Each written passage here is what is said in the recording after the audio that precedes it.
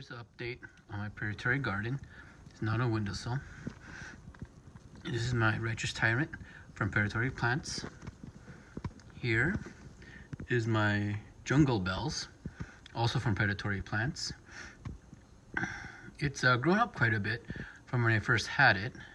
For a while it wasn't really growing so quickly, but then I got some really good growth.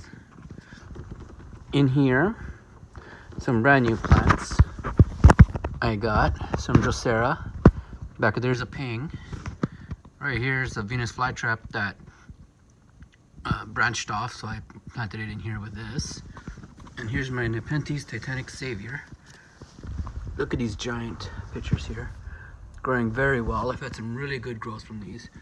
As you can see, some new pitchers forming on just about all of these guys. They're watered primarily with my water that I get from a dehumidifier. In here, I took a tip from carnivorousplants.com. This is a bonsai plant with a humidity tray in the bottom, so I don't have to continually water these. I put these plants here in pots that are usually for lilies and orchids, so they drain pretty well.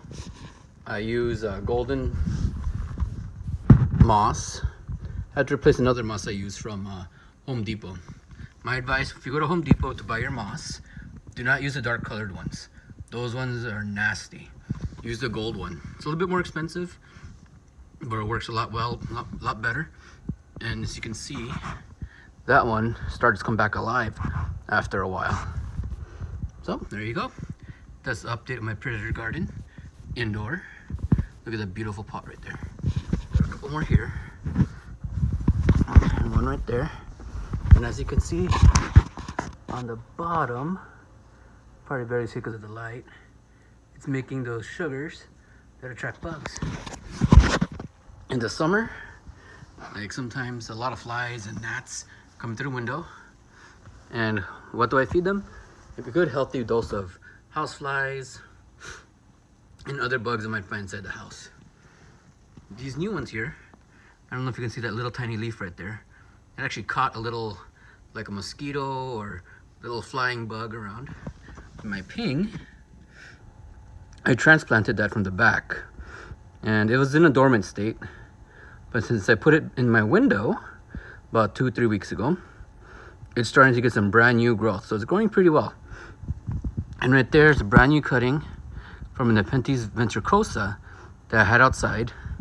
I used a Clone-X gel, put it on, I cut the root at an angle, and I placed it in here, so hopefully it'll start rooting.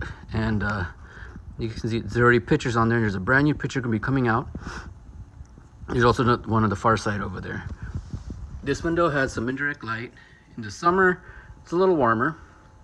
And so far these plants have been thriving. I'm very happy.